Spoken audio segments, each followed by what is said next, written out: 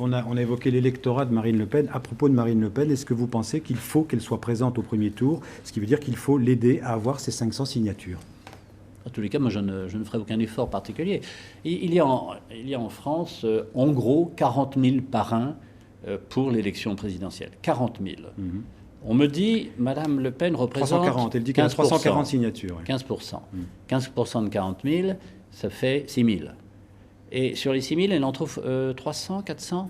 Il y a un truc qui ne va pas. 15% d'électeurs, mais pas d'élus. 15% d'électeurs, mais pas d'élus. Et alors, il faut justement se poser la question. Pourquoi des élus, c'est-à-dire des gens qui sont responsables vis-à-vis d'une communauté, une commune, c'est une petite communauté, pourquoi ces élus ne veulent pas signer? La vraie question, elle est là.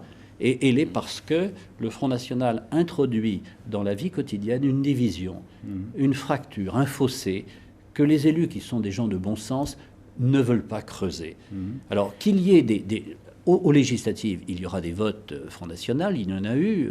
Il y a eu des consignes de faire battre la droite avec le Front National. Aujourd'hui, on découvre, médusé, que les gens élus, c'est-à-dire plus raisonnables, ne veulent pas donner leur voix. Mais si elle n'était pas présente au premier tour, ce serait un séisme, d'après vous, un séisme politique, ou ça serait ferait les affaires de Nicolas Sarkozy? Ce serait l'expression d'une faiblesse du Front National. C'est le Front National qui est coupable dans cette affaire. C'est son langage qui l'isole. Ce sont ses excès du passé, peut-être pas d'aujourd'hui, qui l'isolent. Qu'il assume son isolement.